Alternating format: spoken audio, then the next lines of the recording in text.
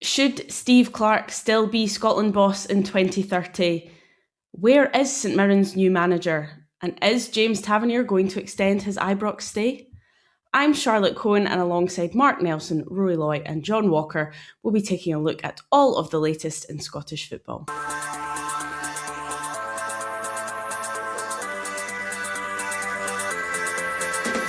Hello and welcome to the Scottish Football Podcast. All the news, views and analysis you need on Thursday the 26th of March. And today we are focusing on the Scotland manager. If they don't, then every press conference between now and the opening game against Haiti will be guys like me and other journalists asking Steve Clarke, have you signed a new contract yet? Should Steve Clarke be getting a new deal now? And with St Mirren in the playoff dogfight, just what is happening in their search for a new manager? I know it's going to sound cliche, but it's a game at a time. It's a training session at a time. We don't know what's going to happen now with the international break, with whatever the club decide to do with a new manager coming in, or how that might look. Who is in the frame and how attractive a job is it? And is the Rangers captain set for a new contract at Ibrox? Tavernier loves a goal against Aberdeen. He takes it, he scores! Wonderful free kick from Tavernier. It's his latest goal against the team he loves scoring against more than anyone else. We've got Scottish football covered right here. The Scottish Football Podcast from BBC Sports Scotland.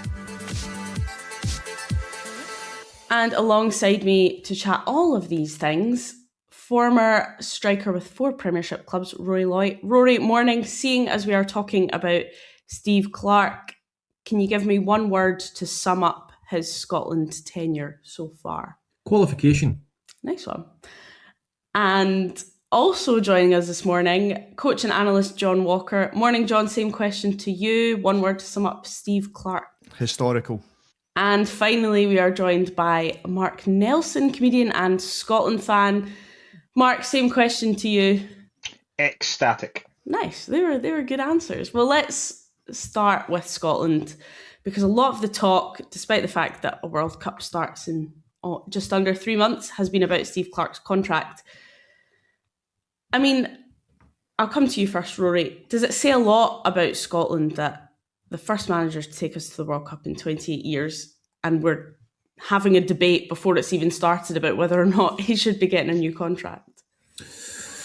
Yeah, possibly. I use the word qualification because I think, if the World Cup goes similarly to the Euros, I think that's what he'll be remembered for, the manager who managed to qualify for major tournament after major tournament. However, I think if he can go to the World Cup and get us through the group and get us into the next round, I think he'll be remembered for the manager who got us to a World Cup and got us out the group. So I think in relation to qualification, that is his legacy at the moment. He is the manager who came in and managed to do that for us on a consistent basis. However, I think he's got the opportunity to change that legacy with a right good World Cup. In terms of the contract, I don't see any rush for it. He doesn't strike me as the type of man who will rush into any kind of knee-jerk decisions. I don't see the problem with just waiting until after the World Cup, reassessing, because if they were to offer him something now and he was to stay and it didn't work out at the World Cup, there would be questions asked. And if he goes and has a great World Cup, I think he'd be quite happy to stay on. So I just don't see the rush in having to do this a few months before the World Cup. Wait till after the World Cup, reassess things, and then move forward from there. There's obviously a lot of talk, John, about the tactical approach from Steve Clarke, but can you kind of sum that up for us? I think one of the things that I think I used historical because I try and take any emotion out of it, because I've probably somebody that's flip-flopped on Steve Clarke's legacy and what Steve Clarke could do, and I'm probably guilty of looking at the player pool that we now have in the midfield and going, we could play a better band of football, we could be more exciting, we could be more entertaining. That doesn't necessarily mean we're qualified for tournaments that way. We might have had the odd game where we looked good, but Steve Clarke's taken us to major tournaments. So I don't really know what the situation is. I think he did well at the start because he had this awkward situation of his 2 best players were both left backs. He found a system that suited that squad to get both those players playing. With qualification, with experience, we've got better players, we've got a better pool, we've got more experienced players who have went to tournaments, we've got players playing, winning Serie A, winning Coppa Italia, we've got elite level players now. So I think he's probably not been able to tinker that too much. He's moved away from the back five, which I think it will reappear at some point. But he has been willing to at least try the back four. It's looked good when we've had Ben Doak available, but when we've not had Ben Doak available, we've been able to do and adapt and work around that. So I think he's been very adaptable with the squad he's got. I know myself haven't been totally enthralled by some of the football, but you can't argue with the results. He's got us to major tournaments, he's got his qualifying. And with Rory, though, I think he needs to go and get to like the last 32 of the World Cup to get to a point where you go, that was impressive, that was good. Yeah, Mark John mentions there that he's kind of flip-flopped over the piece on Steve Clarke. I wonder if you've been the same as a Scotland supporter. I have. I was very much in the kind of camp after the Euros of perhaps getting rid of Steve Clarke, because I think it was a second Euros that had kind of gone exactly the same as the previous one, and he hadn't really learned anything from the last one. And then I was very, very sceptical about us qualifying. I honestly didn't think I'd ever see Scotland qualify for a World Cup again in my lifetime. So what he has done in this group is incredibly impressive, and managing to get us to the World Cup. And in terms of the contract, I think it's one of those things where it does seem daft us not talking about giving a new contract to the first manager to get us to a World Cup since '98. But I think for once the SFA are actually doing it right in terms of there has to be an improvement in this World Cup. He has to appear to have learned something from the last two Euros in terms of not being as negative and actually believing that we can get through the groups. Yeah, it's interesting that you mention about learning lessons. We all know how disappointing the last Euros was, but I wonder, Rory, do you think that lessons have been learned on that front and we will see hopefully a different outcome at the World Cup? Well, I think the qualification campaign speaks to a slight change in mentality when it comes to being more forward thinking. You just look at that Denmark game at Hampden. There was no pragmatism in terms of sitting back and hoping for the best and trying to nick a goal in the counter attack. There was none of that. We scored 3 unbelievable goals, which will never be forgotten in this country. Those goals will be replayed for decades to come. In terms of getting us to the World Cup. So I do think that he has come away from a more pragmatic approach in recent times. We've come through a tricky group. We've finished top, which is impressive. So look, I don't think Steve Clarke will think twice about continuing that on when it comes to the World Cup. Tactically and with regards to the squad that's been picked, I think that continuity in understanding what Steve Clarke wants from them is important, very important to Steve Clarke. I think there's a few people out there who would have liked to have seen the likes of Craig Halkett, etc. in the squad, and trying to get a few more bodies in that have done well this season. It's not the Steve Clarke way. It's not what's given him success by changing large spades of the squad on a consistent basis. So, yeah, I think that whilst he's got a similar group of players that he's always worked with, and that's what he's chosen, I think we'll see a higher degree of emphasis on offensive football at this World Cup. That's one of the big things, isn't it? The squad selection over the piece. There's been a lot of talk about Steve Clarke having his favourites and choosing certain people over others. But John, I wonder what you make of him continually choosing the same players. Do you think that's holding Scotland back? I don't know if it's holding them back. I think there has been an introduction of some players now. I know there's like 21s that have been pulled up to training, maybe not been officially in squads, but been around the camp to see what they're like, to get their personality, because I think he nailed it a little bit with the kind of club approach to things, as having the same squad. I mean, I think everyone, and I don't want to pick on him, but I think everyone would look at Anthony Ralston's position and go, there's better players than Anthony Ralston, but you don't know what Anthony Ralston brings to that squad as a group, as a person it's really hard to get players who are willing to be your third choice fullback on a camp. If you call up a young player who's playing well, or call up a Craig Halkett, he might be expecting to get game time. And Steve Clarke's like, that's not my remit. My remit's to get the squad ready for the World Cup. If I'm going to do some tactical tweaks, I need to work on it now with the players that I'm going to use.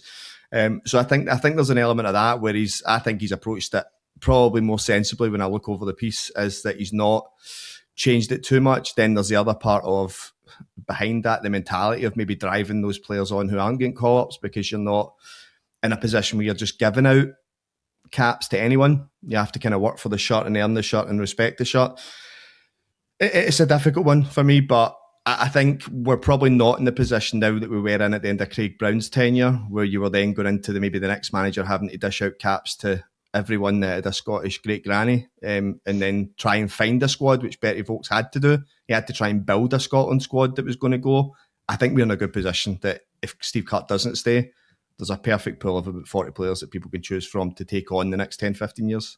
Mark, what did you make of the squad selection for these upcoming friendlies? I was surprised. I thought he would reward. I certainly thought there'd be a lot more Hearts and Motherwell players in it. But I completely get what John is saying, and that Steve Clarke is a very, very loyal manager, which is very, very commendable. And there are certain players. Ralston's been mentioned, Kenny McLean's been mentioned. But you look at these players, and when you actually kind of think about when they've actually let Scotland down, you can't mention that many times at all, and they've been loyal to him. They clearly care about playing for him, and would run through that kind of old cliche of they would run through a brick wall for him. So I think it's now it's understandable that he knows he would have pretty much known before these couple of friendlies anyway who he was likely to take to the World Cup, and now it is a term of just, as John says, fine tuning it. And I think he himself would have been. I don't think anyone has been so outstanding that they immediately deserve to be in there. I mean, you can talk about like a Harvey Barnes might have been the kind of player that would have just immediately stepped into the squad and probably immediately stepped into the first 11. But apart from that, I mean, he is now in the case of fine tuning exactly what he wants the team to be for the World Cup and the group matches. But I mean, it is. I mean, the one thing I will say is it's delightful to be in a position where there are World Cup playoffs this week and we are not stressed about it in the slightest. We can just relax and play two friendlies. It's brilliant. I think as well, Charlotte, sorry, just in terms of the squad selection, a lot of people talk about loyalty and things like that. You know, John, I know you obviously do a lot of work on tactics and things like that. Clubs have 6-7 weeks pre-season to nail down a certain way of playing, a certain formation. There's a lot of people out there who say, well, they're football players, they should be able to play 3-5-2, they should be able to play 4-4-2. I do understand that concept. However, in terms of the intricacies within any formation, it takes time to adapt to what a specific manager wants and to get used to playing with the players that are with you. So I think if Steve Clarke was to bring in an influx of players, a lot of his time would be taken up on the tactical side of things and what his expectations are. We don't have time to do that. We've got 3 or 4 games before a World Cup. So if there was to be wholesale changes in the squad, there would be far too much time taken up on going over old ground, which this squad of players know. They can go into training, they can prepare for who they're playing against, the opposition, and they can fine-tune. It's not... If you were to bring in Craig Halkett, who arguably deserves to be in the squad, Elliot Watt, etc., all these players, and just try them out for the sake of them, they've had a good season. Steve Clarke maybe in the back of his head feels they deserve a call-up, but the timing just isn't right either, because they're preparing for a World Cup at the end of the day, and the players that he's picked know the way he wants to play religiously. So, 5-6 new players in the squad, and the likes of Finlay Curtis, I think he's there, if Steve Clarke does hand over the baton to, so he's had a bit of experience moving forward. I don't think we'll see a great deal of Finlay Curtis in terms of the actual World Cup games. He might make the squad, but I just think having the likes of 4, 5, 6 players in the squad, I think he'll feel that it would take up too much of his time to try and implement what exactly he wants from them, when realistically he knows he's starting 11 anyway, and he knows who he's going to play. Yeah, I've been very guilty of this, forgetting that the last time the Scotland squad were together was the Denmark game. They're hardly really going to, although they've all been playing football, they're hardly going to have any time together. So Rory, I think that's absolutely right. They need to be together and playing together, I suppose, as much as possible before the start of the World Cup. But managers say all the time, Charlotte, I've not had a pre-season yet, when they get a job halfway through a season. And it's 6-7 week process that, and it takes about 2 or 3 years for a manager to get 6 or 7 weeks with a group of players in terms of international. So it's important that you've got continuity at times. Yeah, 100%. Well, just before we finish up talking about Steve Clarke, I'll come to you first, Mark. If it was up to you right now, would you hand Steve Clarke a new contract? Today, right now. If I said to you, phone him up right now. Yeah, I would. John? No, I'd wait to see what the World Cup performance is. Rory? I wouldn't do it right now. I think it's just would make far much more sense just to wait till after the World Cup and reassess things. And I think Steve Clarke would understand that completely. Well, can I change my mind now since everyone else has said no? Absolutely, you can change your mind. We'll wait till after the World Cup and see how it goes. Thank you very much for joining us, Mark. We'll let you get on with the rest of your day. Cheers, thank you guys. Bye-bye. Right, well, let's take a look at St Mirren, because they've been taking their sweet time over a new appointment. Rory, should the fans be concerned? No, I don't think so. I think the mood around Paisley will have been better than it was this time last week, that's for sure, after a quite remarkable 2-1 win, especially after going 1-0 down at Falkirk away. I don't think anyone's seen the result coming, so I don't think there's a need for immediate panic. They seem to be in good hands. I watched the game against Rangers. I thought they were a bit passive. They didn't really affect the game. It was difficult conditions. They got beat 1-0, and then they've performed really well at the weekend. So whether they decide to give Craig McLeish the job on a more permanent basis till the end of the season to see how he goes, rumours of Tony Dock maybe coming in as his assistant, or whether they're going to appoint somebody, I'm not quite sure. But what they won't want to do is try and they can't afford to coast. You look at Aberdeen, who sank like a stone when they just tried to coast towards the end of the season. So I don't think there'll be too much stress from St Mirren fans. But if they are going to appoint a new manager, ideally, you want it done as soon as possible. So he's got a full week next week to work with the players, meet the players, and get his message across. But it wouldn't surprise me at all to see Craig McLeish in the dugout against Aberdeen, which will be a monumental game in terms of the relegation battle. Yeah, you mentioned it, Rory. The chat seems to be potentially Craig McLeish till the end of the season, with Tony Docherty coming in as becoming the interim managerial firefighter at the moment. But I mean, Craig McLeish was very outspoken. I wouldn't say very outspoken, but he talked in his pre-match press conference last week about, he's ready for whatever. If the club want to give it to him until the end of the season, he hopes he's proven and he's shown to them all that he's up to that. John, do you think that would be a good decision, having Craig McLeish in until the end of the season, getting Tony Dock in to help him out, and then reassessing come the summer? Yeah, I think it's similar to what Rory said about the Scotland national team. Is Steve Clarke. I mean, if Steve Clarke was to not go to the World Cup for whatever reason, you would just be like, surely Stephen Naismith just takes the reins. He knows the players, he knows the squad, he's got the relationship. Craig McLeish has all that, so there's a backroom staff, maybe just a bit more experience to help. I think a lot will be determined by this weekend's game. If St Mirren go and beat Aberdeen, you're probably looking at Aberdeen being the favourites with Kilmarnock to be the second bottom side, and then maybe St Mirren we just go with the person that knows the team for the rest of the season, and we can do a proper recruitment before the summer. Then, as Rory said, you get the pre-season with that new manager, you get to build things. So that would be the thing that I would do. But then if Aberdeen go and scalp them on Saturday, and then St Mirren look like that and the form Kilmarnock are in, you go, okay, you definitely need Tony Dock in, because you need experience of somebody who knows the league and has been in the league and knows how to G players up and get them over the line. So I think they're right to wait. There's no point now, because you're not going to get any time with players. You're looking for a new manager bounce. That doesn't always happen as much as people seem to think it does. It doesn't always happen. You sometimes get that kind of sticking point. So I think a lot will be determined by this weekend, but they do need somebody, I think, and with just a little bit more experience of understanding what they're going to and where they're going. I do wonder as well, Rory, I mean, if you're a potential manager and you're looking at coming into St Mirren right now and knowing you have potentially a massive relegation fight on your hands, I mean, it doesn't really look the most appealing at this moment in time, does it?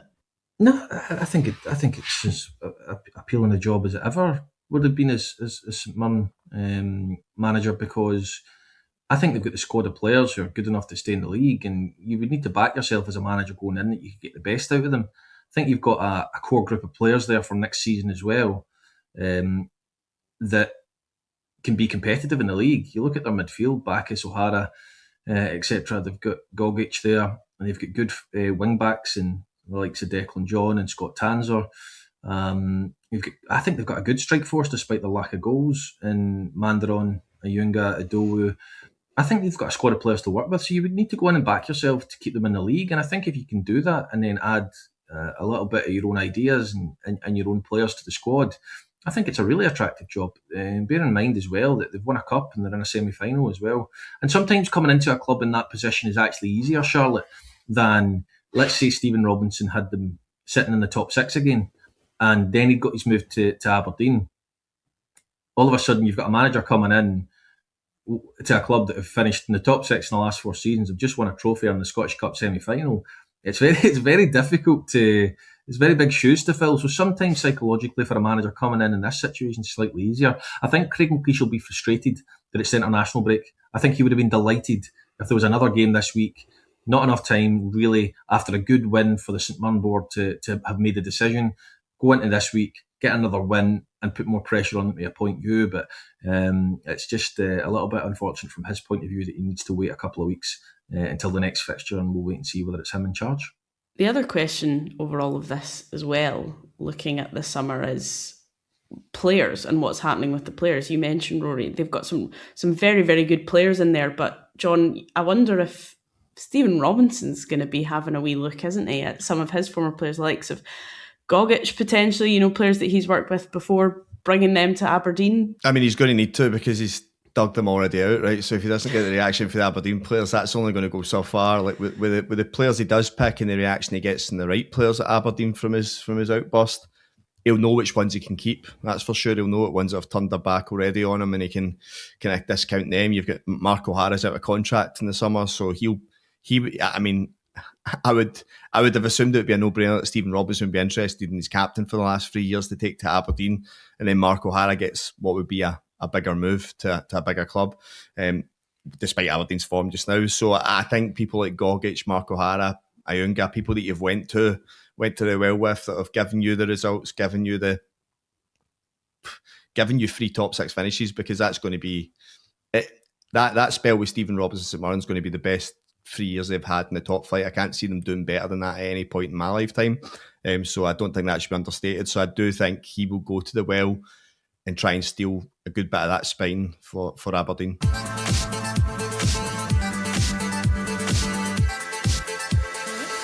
Finally, Rangers captain James Tavernier is out of contract at the end of this season. Rory, he's obviously been such a key figure at Rangers for so long. This season, it's kind of been hit and miss for him. But do you think he should be getting a new deal at Rangers? I felt like it was probably a more natural end to James Tavernier's time at Rangers in previous seasons gone by. That's not to say he's not had an influence on the squad off the pitch and on the pitch at times as well over the last season or two, but there was just a couple of times over the last few years I felt it was maybe a more natural end.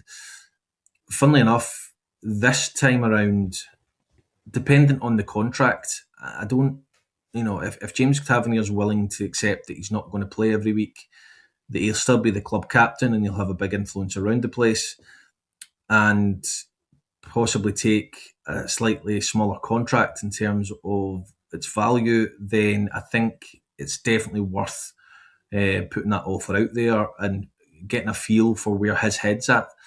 Because I don't think he's the type, even if he's on the bench and is going to continue to be on the bench, that he would, be a bad egg or anything like that. I played with him for 6 months, and although he was a young lad, I just think he would be nothing but positive. And I think he's been at the club long enough now where he could take on that leadership role, even if he's not playing every week.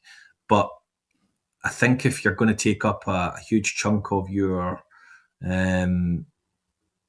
wage structure, keeping him, then it becomes a totally different question if he's not going to play every week. But again, there's certain things that we can come on here and chat about and talk about. There's certain things we can't measure, like his influence around the place. How important is that? How much does Danny Rule value that? And that'll come into his thinking as well. And I've got a feeling that he will value that quite highly, given how long he's been at the club, and just the way he comes across, James Tavernier. So I'm not sure I would do it right this second. I would, again, similar to Steve Clarke, I think as adults, you could sit down with James Tavernier and say, look, let's just see how the rest of the season plays out. Let's have a conversation then, and we'll have a better picture and a better idea of what's best all round. And I think James Tavernier would understand that. John, I saw you nodding your head there. Do you agree? It was when Rory was talking, I agreed with everything he said, and I was like, this is just the same Steve Clarke chat. It's because there's so much, I mean, from sitting in with Rangers fans and all my mates and that, there's so much disparity between people that love James Tavernier and people that hate James Tavernier that, I mean, I would have a statue of the guy. I think he's our greatest modern player. I think nobody can speak to James Tavernier and what James Tavernier's had to do at Rangers. People like Barry Ferguson, who have been our greatest captain of my generation, they didn't experience what James Tavernier did. He hasn't experienced coming for the first division and being in that position whereby Rangers had 6 players when he joined, to the point of being expected to win a title the minute he was back in the league. So James Tavernier's experience of going from that to European finals is amazing for a young team. But if Rangers don't win the league this year in the way they've got themselves back in, you then maybe look at it and go, yes, his leadership role is really important. He's been the captain for so long. He integrates players. From what I hear is he's great with everyone. Everyone loves him inside the club. But if you don't go over a title again, maybe then you go, well, what experience is that for the club? Because you've got fans going, this is a captain that's seen us through our worst spell in top flight.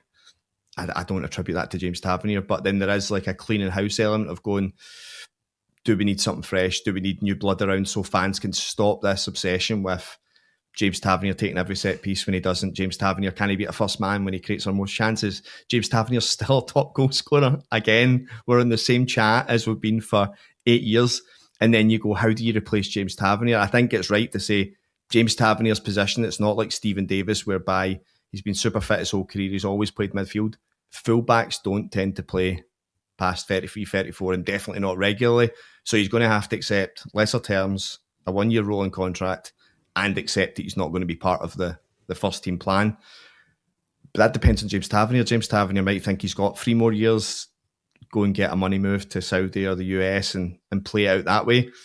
For me, I look at the Rangers squad being very young, and I don't think you can not give James Tavernier a contract at the end of the season when you discuss it, because most of our players, I think our average age outside Tavernier is like 23, 24. It's a young squad. So you're going to need to keep him and add a likes of a Kenny McLean, another experienced player, to keep that squad and bring in younger players to do that. So I'm with Rory. You would need to wait to the end of the season and see what that brings. But for me, it's a no-brainer if you could get him to agree to lesser terms and not be part of the first team. The other news from Rangers yesterday, Andrew Kavanagh announcing an increase in 6.5% increase in season tickets. Rory, I mean, it's a difficult time for supporters at the moment. That's a pretty hefty jump, but I suppose the one positive is the club are communicating with supporters about what's going on. It's clear and it's open, and a lot of fans of other clubs, I imagine, would be crying out for that kind of communication. Yeah, transparency and communicating with your supporters is important. Of course it is, at the right time, not all the time, but when it's appropriate. It is a difficult one, and the fans might look at that and say, you know, they're rinsing us because they know we'll buy it, etc. But name me a product year on year that doesn't increase in price at this moment in time. It's across the board in every walk of life. Everything increases constantly, all the time, the cost of living. Now, fans may say, well, you've got a choice to sit down and say, well, we've been loyal to you. You know, you don't have to do it, so don't do it. But ultimately, when it boils down to it, Andrew Kavanagh's a businessman.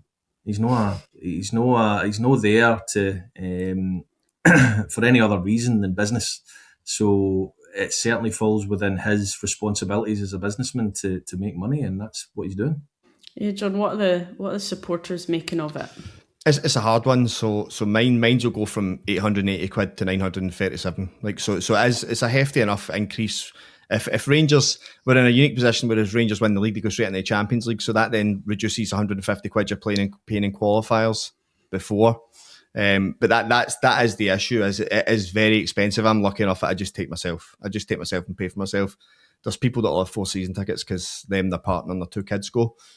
That's a heftier increase, because the one thing that isn't increasing year on year is everyone's wages don't increase by 6.5%. So there is that. But Rory's right. Rangers. The one thing for Rangers fans is it's been a roughly 5 to 6% increase every year since we've got back in the top flight.